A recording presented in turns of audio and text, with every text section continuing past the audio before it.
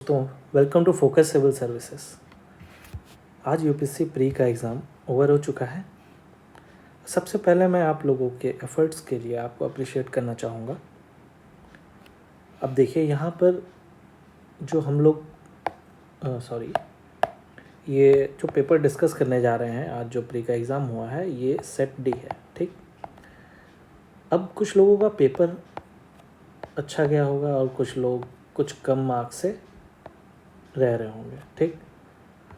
तो जो लोग भी अगर कुछ कम मार्क्स से रह रहे हैं, मैं उनके लिए ये कहना चाहूँगा कि आप भी मेंस पे ध्यान दीजिए। अगर आप 2025 देना चाहते हैं, 2025 यूपीएससी प्री देना चाहते हैं, ठीक, तो आपको मेंस की प्रिपरेशन ऑलरेडी करनी ही करनी है। तो आप इधर जो 3 महीने हैं बिल्कुल ऐसे ही तैयारी करिए कि आप भी मेंस देने वाले हैं। बाकी ये तो मेंस की तैयारी करेंगे ही, ठीक। क्यों देखिए, मैं ऐसा इसलिए कह रहा हूँ कि जिन लोगों के कुछ कम मार्क्स से रह गए या रह जाएंगे कि रिज़ल्ट तो आपके हाथ में है नहीं, ठीक।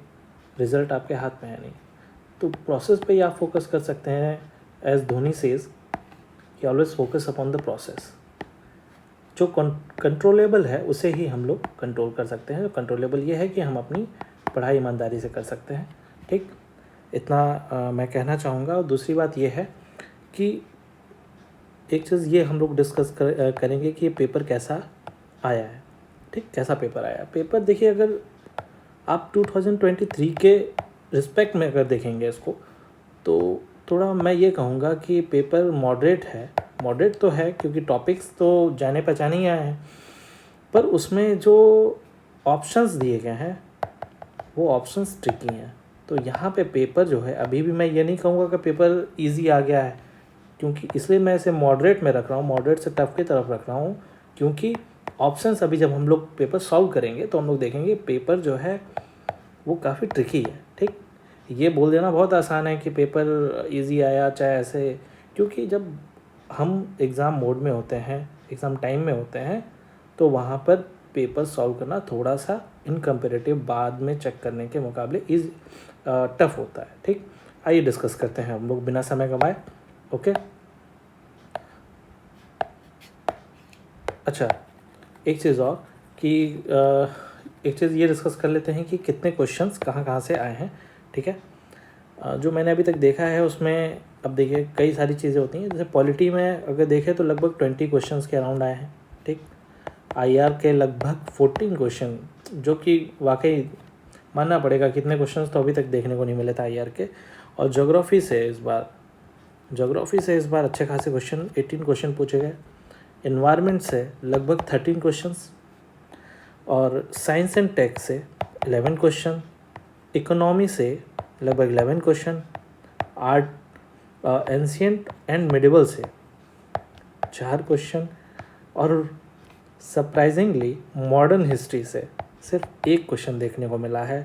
आर्ट एंड कल्चर से उससे ज़्यादा क्वेश्चन देखने को मिल गया, 3 क्वेश्चन, और मिसलेनियस अगर हम लोग देखेंगे तो 5 क्वेश्चन के लमसम, ठीक। आइए क्वेश्चन को डिस्कस करते हैं हम लोग कि अब सारे आंसर्स देखेंगे सारे क्वेश्चन के, ठीक। तो पहला क्वेश्चन जो है हम लोग को देखने को मिलता है कि हाउ मैनी डीलिमिटेशन कमीशन के बारे में पूछ दिया, ठीक, जो कि हम लोगों ने लक्ष्मीकांत में पढ़ाई है। कितने कॉन्स्टिट्यूट किए गए हैं गवर्नमेंट ऑफ इंडिया टिल दिसंबर 2023 तक, ठीक।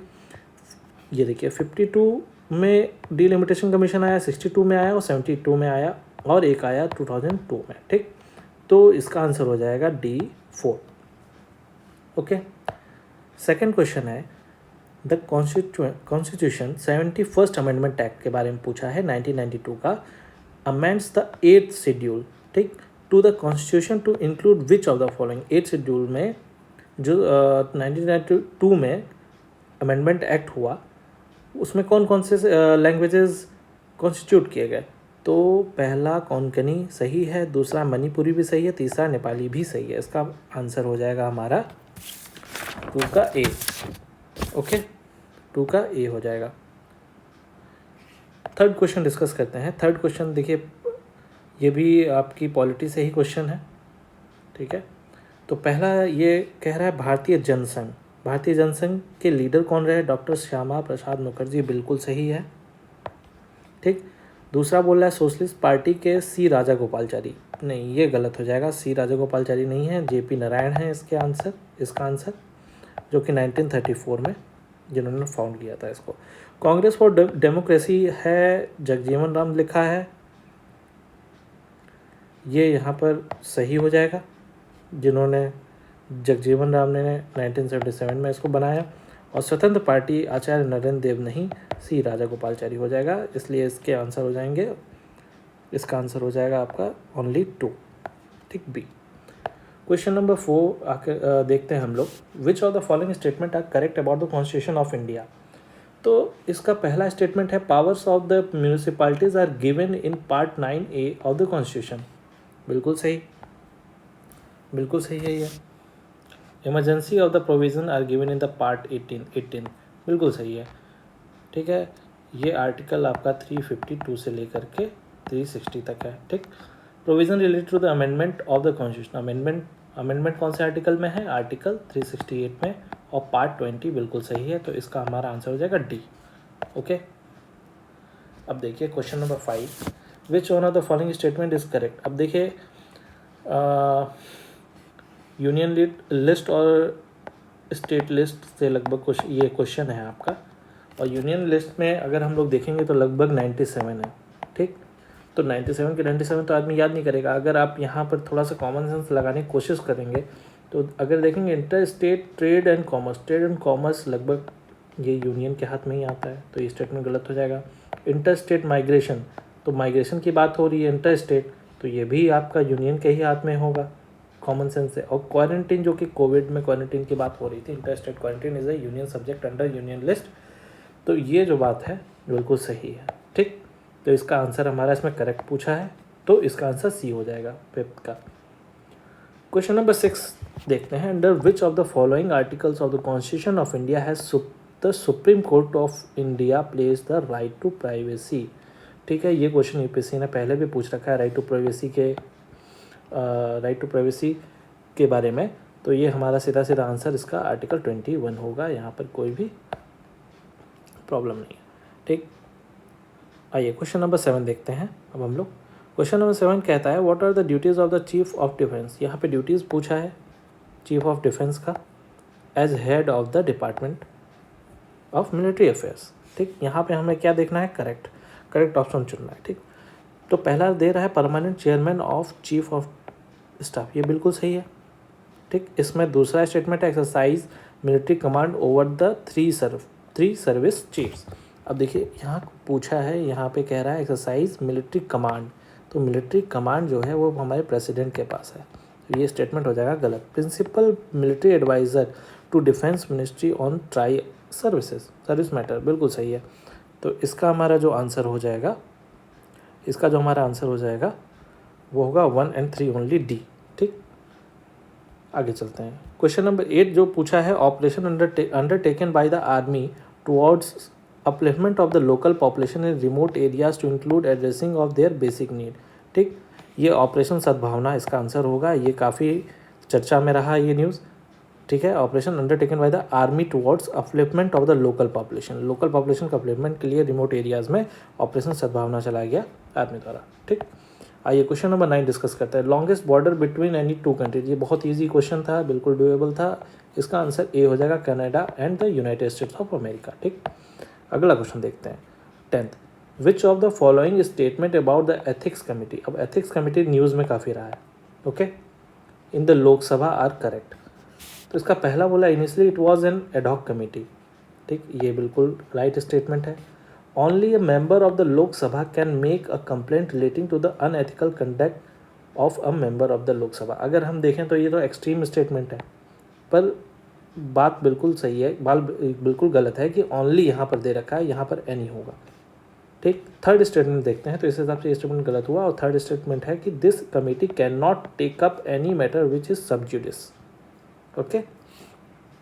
तो ये जो स्टेटमेंट है, ये स्टेटमेंट बिल्कुल सही है। इस तरीके से हमारा आंसर हो जाएगा इसका 10 का सी, ओके, 10 का सी हो जाएगा। 11th क्वेश्चन देखते हैं। 11th क्वेश्चन हमारा है who was the provincial president of the constituent assembly before doctor Rajendra Prasad. ये भी इजी ही क्वेश्चन था, इसका आंसर डी है, doctor Sachchidananda Sinha. Question number 12 देखते हैं, with reference to the government of India act 1935 consider the following statement. ये यहाँ पे यूपीएससी ने थोड़ा सा मोल्ड किया है स्टेटमेंट को, वो भी सेकेंड स्टेटमेंट में। पहला स्टेटमेंट देखते हैं, provided for the establishment of an all India federation based on the union of the British Indian provinces and princely states. ठीक, ये बिल्कुल राइट स्टेटमेंट है। डिफेंस, सेकेंड स्टेटमेंट है, defence and foreign affairs were kept under the control of the federal legislature. नहीं, यहाँ पे federal legislature देख करके गलत किया, ये होगा हमारा गवर्नर जनरल। ठीक, ये स्टेटमेंट गलत हो जाएगा, इसका हमारा आंसर हो जाएगा ए। ठीक, 12 का आंसर हो जाएगा ए। आइए क्वेश्चन नंबर 13 देखते हैं, which one of the following is work attribute to the playwright of Bhasa. ठीक, प्ले राइट भाषा जो है उसका आंसर होगा हमारा, उसका आंसर होगा सी, मध्यम वयोगा। ठीक, मध्यम वयोगा इसका आंसर होगा। Sanghabhuti an Indian Buddhist monk था who travel to China at the end of the 4th century AD was the author of the commentary on. ठीक, ऑथर किसका था, इसका आंसर भी इसका आंसर जो होगा वो भी सी होगा, सरस्वती विद्या विनय। ठीक, आगे 15 क्वेश्चन नंबर 15 जो है, consider the following properties included in the world heritage list release by UNESCO. ठीक, इसमें शांति निकेतन भी है, रानी की वाव भी है, sacred ensembles of the Hoysala भी है, Mahabodhi temple complex at the Bodhgaya ये भी है। ओके, तो इसका आंसर हो जाएगा D. As per the Article 368 of the Constitution of India, the Parliament may amend any provision of the Constitution by the way of addition, variation, repeal। तीनों इसके ऑप्शन सही हैं और इसका आंसर हो जाएगा D. Consider the following countries: Italy, Japan, Nigeria दे रखा है। Which of the following countries are frequently mentioned in the media for their low birth rates और एजिंग पॉपुलेशन और डिक्लाइनिंग पॉपुलेशन। यहाँ बोल रहा है लो बर्थ रेट कौन कौन सी कंट्री में है, एजिंग पॉपुलेशन और डिक्लाइनिंग पॉपुलेशन। तो ये इटली और जापान तो न्यूज़ में रहा है, और रिसेंटली साउथ कोरिया की भी ये प्रॉब्लम स्टार्ट हो चुकी है, तो इसलिए हमारा आंसर हो जाएगा ए, 1, 2 and 4। क्वेश्चन नंबर 18 देखते हैं, क्वेश्चन नंबर 18 में है, which of the following statement are correct. ठीक, करेक्ट हमें देखना है। In respect of money bill. ठीक, in respect of money bill in the parliament. अब यहाँ कुछ पहला स्टेटमेंट है, article 109 mention special procedure in respect of money bill. अब देखिए पहला स्टेटमेंट है 109 mention special procedure in respect of money bill. यहाँ पर डेफिनेशन तो दिया नहीं है, क्योंकि मनी बिल का डेफिनेशन आर्टिकल 110 में है, यहाँ पे स्पेशल प्रोसीजर दे रहा है 109। तो ये जो स्टेटमेंट है बिल्कुल सही है। यहाँ पर कई बच्चे हो सकता है कि गलत कर दें कि 109 दिया आर्टिकल मनी बिल से रिलेटेड। ठीक, लेकिन यहाँ स्पेशल प्रोसीजर है, यहाँ पे ग्लिच था यूपीएससी का। ठीक, दूसरा स्टेटमेंट है, अ money bill shell not be introduced in the council of the state. Okay, तो जो मनी बिल है शैल not be introduced in the council of state, बिल्कुल सही बात है। काउंसिल ऑफ स्टेट में इसे नहीं इंट्रोड्यूस किया जा सकता है। The Rajya Sabha can either approve the bill और suggest changes but can not reject it. Okay, Rajya Sabha is either approve the bill और suggest changes, can not be rejected it. और फोर्थ स्टेटमेंट है, amendment to a money bill suggested by the Rajya Sabha have to be accepted by the Lok Sabha.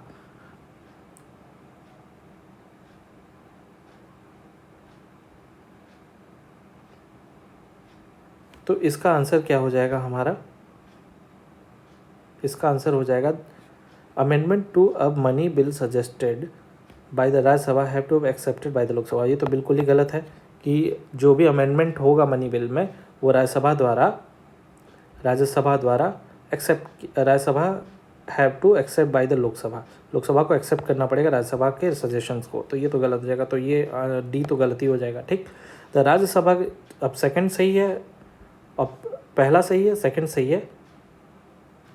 और हमारा जो third statement, Rajya Sabha can either approve the bill और suggest changes but can not reject it, can either approve the bill and suggest changes but can not reject it, ये भी statement सही है। इस तरीके से हमारा आंसर सी हो जाएगा। ठीक,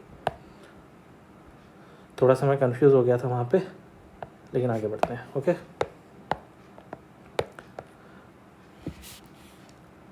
क्वेश्चन नंबर 19 जो है वो है which of the following is are correctly matched in the terms of equivalent rank in 3 service of Indian defence. ठीक, तो इसमें जो आंसर हमारा होगा वो होगा डी। ठीक, जहाँ पर मेजर, स्क्वाड्रन लीडर और लेफ्टिनेंट कमांडर ये तीनों सही हैं।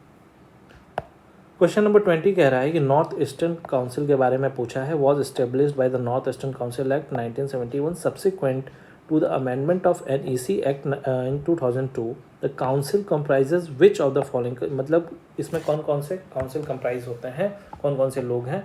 तो पहला जो इसमें बोल रहा है वो है governor of the constituted state, बिल्कुल सही है। Chief minister of the constituted, ये भी सही है।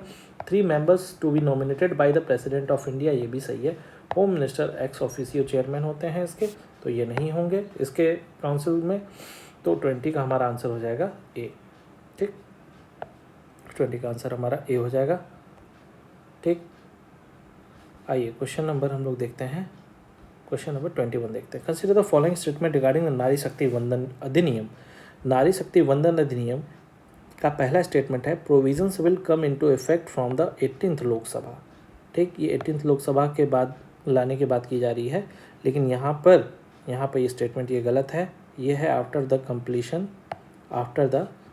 completion of delimitation process. ठीक, delimitation प्रोसेस के कंप्लीट होने के बाद ये होगा। This will be in force of 15 years after becoming an act, ये बिल्कुल सही है। 15 ईयर्स का। देयर आर प्रोविजंस फॉर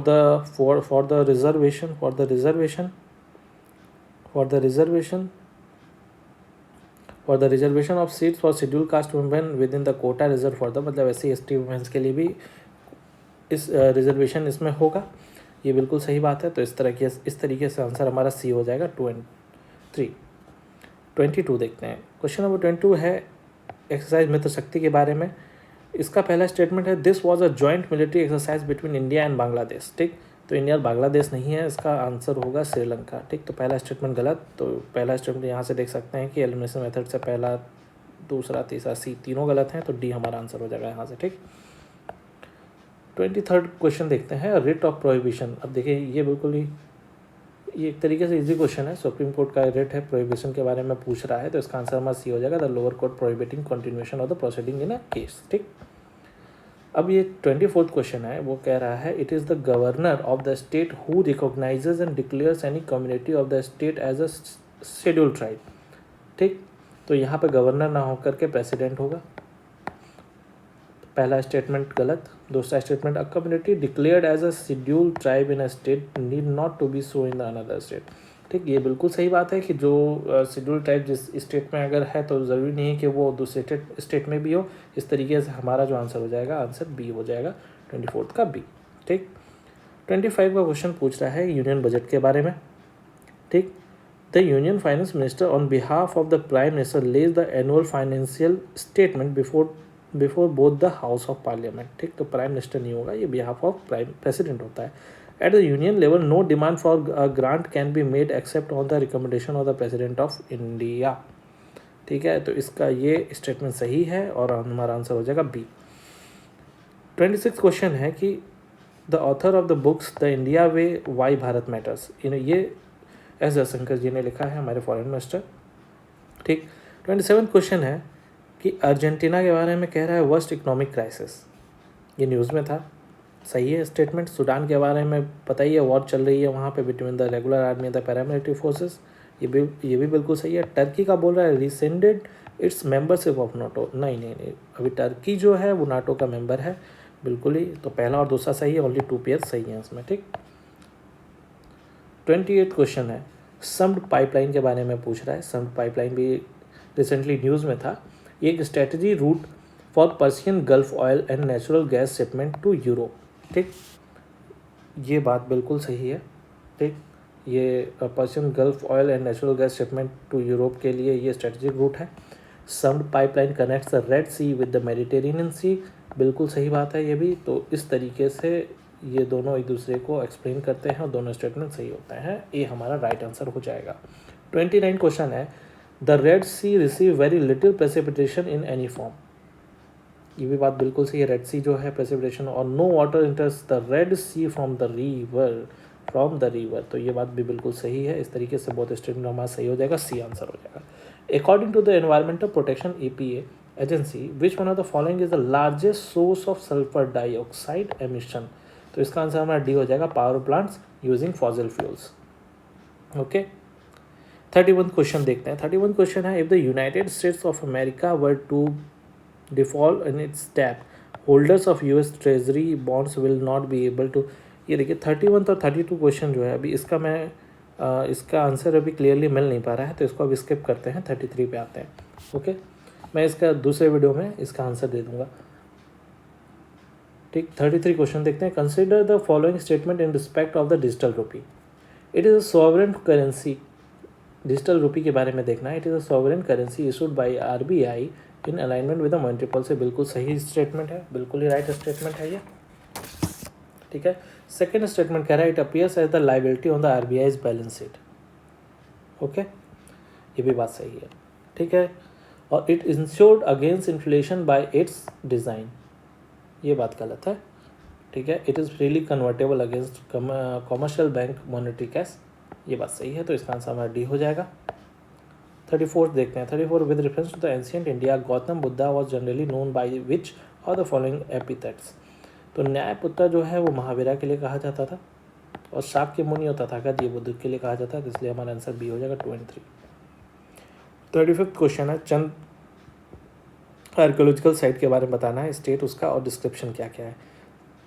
चंद्रकेतुगढ़ जो है वो उड़ीसा में नहीं है, ये गलत है। इनाम गांव महाराष्ट्र, ये सही है। मानगाडू केरला, ये सही है। चालकुलती साइट और मेगालिथिक साइट है, तो 2 और 3 इस तरीके से हमारा आंसर इसका सही है। ठीक है, तो इसका आंसर हमारा बी होगा। 36 देख लेते हैं। Question number 36, who of the following rulers of medieval India gave permission to the Portuguese to build a fort at Bhatkal, तो ये कृष्णदेव राय होगा, इसका आंसर ए हो जाएगा। With reference to revenue collection by Cornwallis, consider the following statement. ठीक, तो ये under the Ryotwari settlement revenue collection the peasants were exempted from the revenue payment in case of bad harvest और natural, नहीं भाई, exempted तो कभी नहीं होते थे। ठीक है, ये अंग्रेज इतने दयालु नहीं थे, तो पहला स्टेटमेंट गलत हो जाएगा। Under the permanent settlement in Bengal, if the zamindar fail to pay his revenue to the state on or before the fixed date, he would be remove from the his zamindari, बिल्कुल सही स्टेटमेंट है, तो इसलिए हमारा आंसर बी हो जाएगा 2 only. 30th question कह रहा है, there are no parables in Upanishad. Okay, there are no parables in Upanishad, ये बिल्कुल गलत बात है। Upanishad were composed earlier than the Purana, ये बात सही है। ठीक है, Upanishad were compose earlier than, Purana से पहले उपनिषद बनाया गया था, इसलिए हमारा आंसर हो जाएगा बी, 38 का 2 ओनली। 39 क्वेश्चन देखते हैं। 39 क्वेश्चन कहता है कि consider the following statement, India is a member of international grains council. ठीक, अभी यूक्रेन और रसिया वार चल रहा है, जहाँ पर ग्रेन्स की बातें बहुत सारी हो रही हैं कि क्योंकि यूक्रेन में ग्रेन्स काफ़ी होते हैं, और ग्रेन्स की इसके वजह से काफ़ी वॉर के वजह से काफ़ी नुकसान हुआ है, और इसलिए ये क्वेश्चन भी न्यूज़ में है, ये न्यूज़ में रहा है, इसलिए क्वेश्चन यहाँ पर इमर्ज हो रहा है। India is a member of international grains council, बिल्कुल सही है। A country needs to be member of the international grain council for exporting importing rice and wheat, बिल्कुल सही बात है, तो इसका आंसर बोथ 1 और 2 हो जाएगा।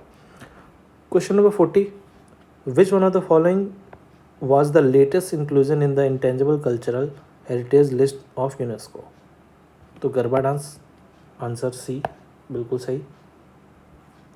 41 question, there is a instability and worsening security situation in Sahel region, बिल्कुल सही बात है। ठीक है, ये साहेल रीजन आपका अफ्रीका में है, जिसमें आपकी माली, नाइजेरिया, चड, सूडान, ये सारी कंट्री आती हैं। There have been military take over coups d'etat in several countries of the Sahel region in the recent past.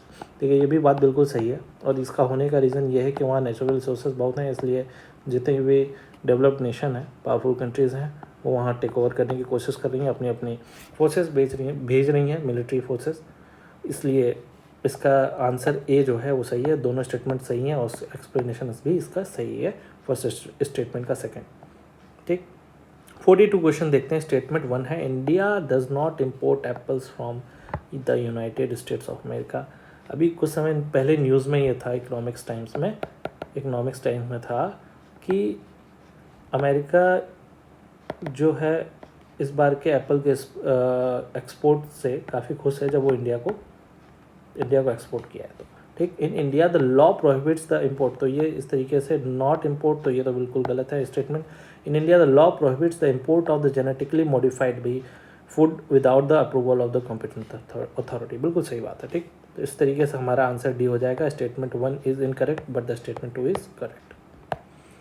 43 question देखते हैं। 43 with reference to the speaker of the Lok Sabha consider the following statement while any resolution of for the removal of, यहाँ बात हो रही है removal of the speaker of the Lok Sabha in is under consideration. तो यहाँ पे पहला स्टेटमेंट है he she shall not preside. Okay, he she shall not preside, तो ये बात तो बिल्कुल सही है कि ये प्रिसाइड नहीं कर सकते हैं। He she shall not have the right to speak, ये भाई बोल भी नहीं सकते, ये तो बात बिल्कुल गलत है। He she shall not be entitled to vote on the resolution in the first instance, वो वोट कर सकते हैं, ये बात वो वोट कर सकते हैं, तो इसलिए ये स्टेटमेंट गलत हो जाता है। इस तरीके से 43 का ए हो जाएगा आंसर। ठीक है।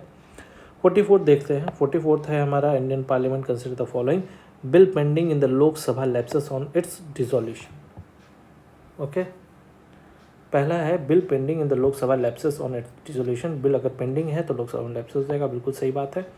ठीक। A bill pass by the Lok Sabha and the pending on the Rajya Sabha lapses on dissolution on the Lok Sabha, ये भी बात बिल्कुल सही है। ठीक। A bill in regard to which the president of India notified his her intention to summon of the houses to join sitting lapses on the dissolution of the Lok Sabha, ये बात गलत है। ठीक, इसलिए हमारा आंसर बी हो जाएगा। Question number 45 with reference to the Parliament of India consider the following statement prorogation of House by the President of India does not require the advice of the Council of Minister। भाई ऐसा कोई काम नहीं है कि जो जब तक कि प्रेसिडेंट का डिस्कशन ना हो वो without advice of the council minister हो, तो ये पहला स्टेटमेंट यही गलत हो जाता है। ठीक है। दूसरा है statement prorogation of house is generally done after the house is adjourn sine die but there is no bar to the president of India proroguing the house which in the session, बिल्कुल सही बात है। Dissolution of the Lok Sabha is done by the president of India, ये भी सही है। Save in exceptional circumstances does so on advice the council of minister, बिल्कुल सही। यही बात यहाँ पर अपनी ही बात यहाँ पे काट के दोबारा दे रहा है। ठीक है, तो 45 का हमारा 2 और 3 हो जाएगा। ठीक। क्वेश्चन नंबर 46 है the European parliament approve the net zero industry act recently. ठीक, ये बिल्कुल सही बात है। The European union intends to achieve carbon neutrality by 2040, ये 2040 नहीं होगा या 2030 होगा, तो इसलिए स्टेटमेंट ये गलत हो जाएगा। तो हमारा स्टेटमेंट 1 इज गलत और स्टेटमेंट 2 इनकरेक्ट हो जाएगा। 47 क्वेश्चन पे आ जाते हैं। 47 क्वेश्चन है consider the following statement recently Venezuela has achieved a rapid recovery from its economic crisis and succeeded in preventing its people from the meeting immigrating to the other countries. ठीक, तो ऐसा कुछ अभी Venezuela में economic crisis बहुत बड़ा तो नहीं आया है। ठीक है, न्यूज़ में तो ऐसा नहीं था कुछ। और दूसरा है वेनेजुएला है the world largest oil reserve, ये बिल्कुल सही स्टेटमेंट है, इसलिए पहला स्टेटमेंट गलत और सेकंड स्टेटमेंट राइट, तो डी आंसर हो जाएगा। 48 क्वेश्चन देखते हैं। 48 क्वेश्चन है digital India land record modernisation programme से रिलेटेड है। इसमें पूछ रहा है to implement the scheme the central government provides 100% funding. ठीक है, तो ये बिल्कुल सही बात है। Under the scheme cadastral maps are digitise, बिल्कुल सही बात है। An initiative has been undertaken to transliterate the records of rights from the local language to any of the languages recognized by the Constitution of India, बिल्कुल सही बात है। Answer number D. With reference to the प्रधानमंत्री सुरक्षित मातृत्व अभियान, this scheme guarantees a minimum package of antenatal care services to women in their second and third trimester of pregnancy and 6 month post delivery health care। 6 month, यहाँ पे जो statement है ये गलत है। 6 मंथ पोस्ट डिलीवरी नहीं है, इसमें 9 मंथ में हर मंथ के 9 डे पे free of cost health check care है। ठीक, सेकेंड स्टेटमेंट है under this scheme private sector health care provider of certain specialities can volunteer to provide service at near by government health facility, ये बिल्कुल सही बात है कि वॉलंटियर कर सकते हैं प्राइवेट सेक्टर के लोग भी। ठीक, लास्ट 50 क्वेश्चन देखते हैं। प्रधानमंत्री श्रम योगी मानधन योजना है। ठीक, इसमें जो पहला स्टेटमेंट है वो ये है कि the entry age group for enrolment in the scheme is 21 to 40 years. यहाँ पे ये स्टेटमेंट गलत है, 21 नहीं होगा, ये 18th होगा। ठीक, 18 to 40 ईयर्स होगा। सेकेंड स्टेटमेंट है age specific contribution shall be made by the beneficiary, बिल्कुल सही बात है। ठीक, थर्ड स्टेटमेंट है each subscriber under the scheme shall receive a minimum pension of 3000 per month after attaining the age of 60 year, बिल्कुल सही बात है। फोर्थ स्टेटमेंट है family pension is applicable to the spouse and unmarried daughter, ये गलत है, इसलिए हमारा आंसर जो होगा वो बी हो जाएगा। अभी तक हम लोगों ने 1 से लेकर के 50 क्वेश्चन को हम लोगों ने डिस्कस कर लिया है। अगला 50 से लेकर के जो 100 क्वेश्चन होगा उसका जो है पार्ट 2 में हम लोग डिस्कशन करेंगे। थैंक यू, जय हिंद।